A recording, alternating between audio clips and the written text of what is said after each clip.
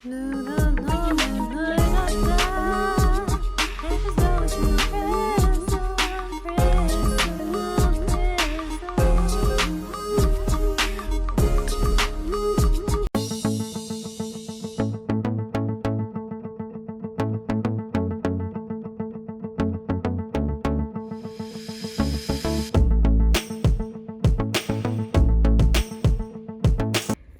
guys, it's super dark and echoey and not in my, usual shack because today, O2N vlog. And I'm here with none other than Olivia! We're finally reunited. Yay! So, where are we and what are we doing today? We're at the cinemas and we're watching a documentary of Monsta X called The Dreaming. So it's basically their kind of like career history from when they debuted to when they got into America and their journey, music journey. And this is a great segue into the concert next year. Yes. Countdown! Please still happen. Please still happen. Oh yeah, that's true. Super COVID-y nowadays in Ontario, so we're hoping for the best, including our trip next year as well. But super excited to be here today. Excited.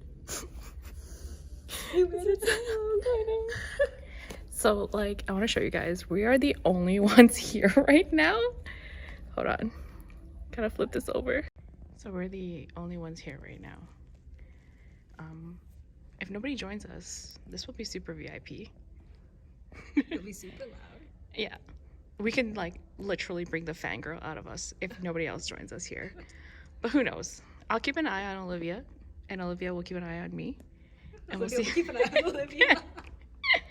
And we'll see how things go. Yeah, Alex couldn't join us today, unfortunately. It's the birthday of her significant other. It's not Tay.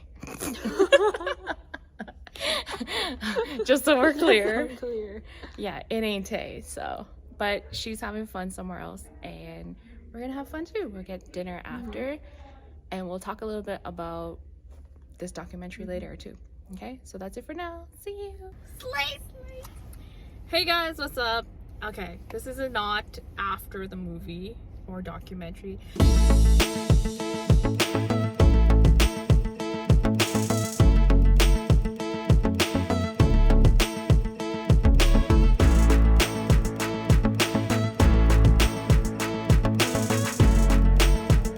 It was actually like, for me, more like a, how do I say it? It wasn't documentary because it wasn't like somebody narrating their whole story. It was them narrating their whole story. And it wasn't so much just a movie. It was more like it's almost like a mini concert. Yeah, I like that they edited like those concert bits, like after each like conversation or Q&A session, and it's just, it brings you back to when they debuted and like their preparations to debut. I just felt so emotional because that's when like, I got into them, and even like knowing that I was there when their name was even formed. It's like, oh my goodness. And they've come so far, they've grown so much, and they're still like the humble, respectful, Humble idols that they were even back then. Agree. I really liked how they filmed it in the, like, especially the interviews.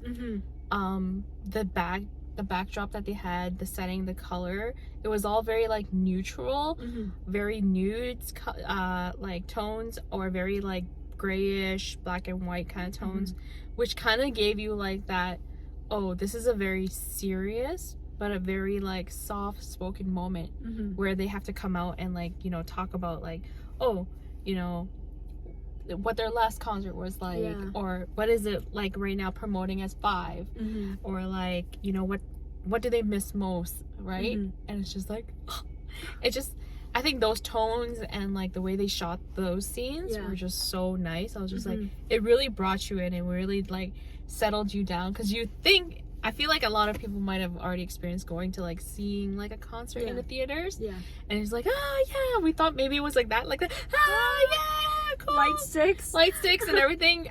There was like maybe around 20 of us tops in the theater, if any. Yeah, I think less. There was like 7 of us. 7? Or like 10. Max 10. Max 10, yeah. there wasn't a lot of us there, probably due to like COVID restrictions or whatever, and so we weren't like all jumping up in our seats because there were points where we were like, this is like okay. We're also very shy, like we didn't want to bring too much attention to ourselves, but I mean, the way it was laid out in like this movie documentary really helped to like, you know, chill things down, and it was really good. I was telling Olivia, it's so weird saying that. I know your own name. It's so weird saying that. But I was saying like I really fell off the grid with Monsta X after like Hero.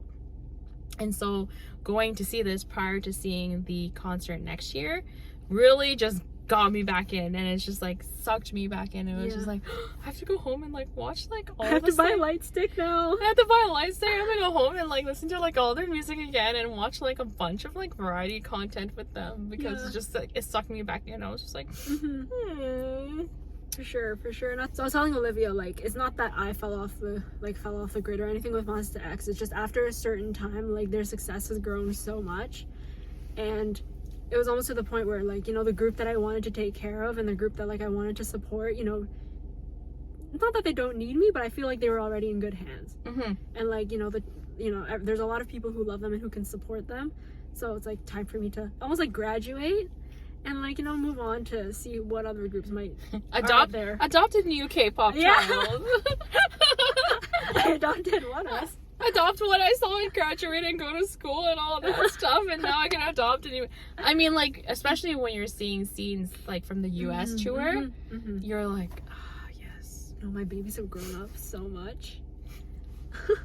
Not that just the US tour is like what says a team makes or doesn't make it, but it's just like the way they were also expressing how, you know, excited the fans were, and how like they were singing along to lyrics, even though they're not obviously in Korea, was still like, so, you know, their excitement kind of translated to like almost like a, I guess you can say, self-fulfillment in yourself, right?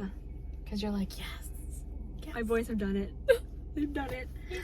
I'm so proud of them, and just like, you know, I still love them the same as much as the beginning. I mean, been through them through a lot, and it's heartwarming to see them, you know, like I said, still the same people, and they're just becoming better and better artists every day. Like seeing Juhan like so strict, you know, you're not doing this right, it has to be more this and it has to be more that, like sharp, and then him flat, and then being like so funny and quirky off of not doing music. It's just, I just miss seeing, you know, their personalities, and all of that was shown in the documentary too. And I felt like, you know, the documentary either wasn't just a strict Q&A too. They were more comfortable. Like even Yeon had his legs crossed. Yes. At one point. So cute. And like they were all just kind of relaxed. Like, you know, it was nothing pressure. Like they weren't pressured to answer anything. It's just they answered really like from the heart about how they felt. Yeah. And they're like, if we could say one thing to the mom baby, it's I miss you and I love you. I'm not gonna lie, I teared up. I did tear up at some of those scenes. And just like a lot of this, like, you know, when they play Drama Rama stand up. Yeah. It definitely brought me back, because I remember during KCON performing stand up, and there was like a fans featuring stage.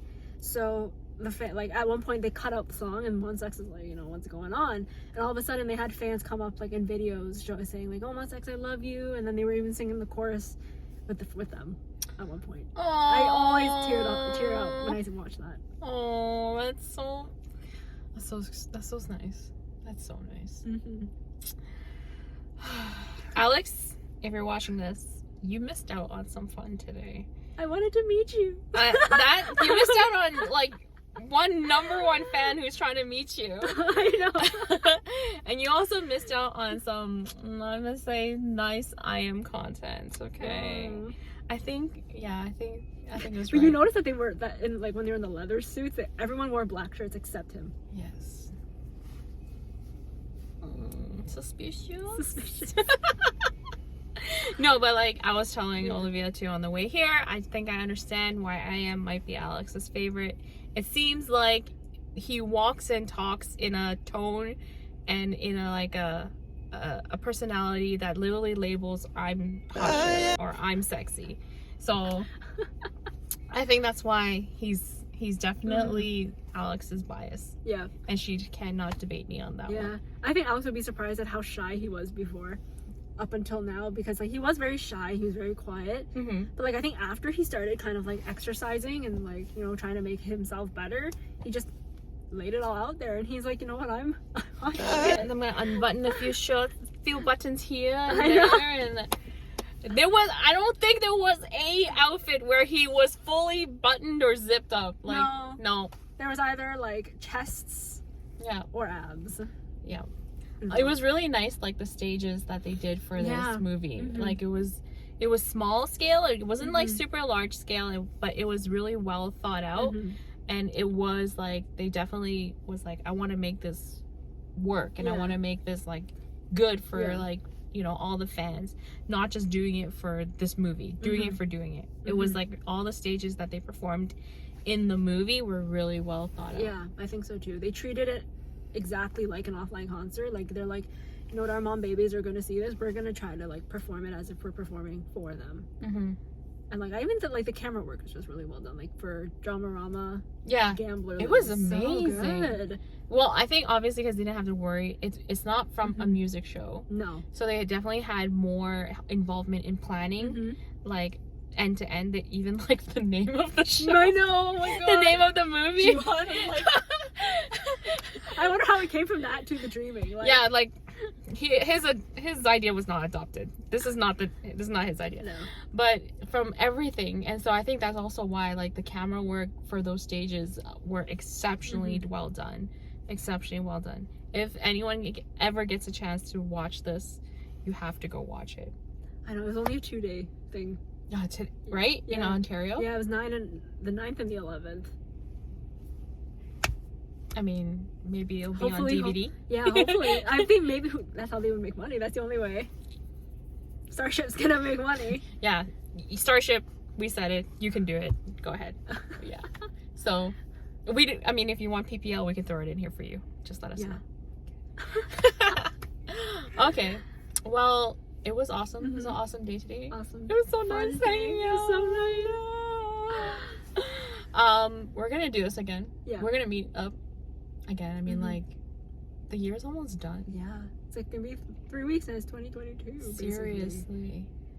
And then Monsta X concert.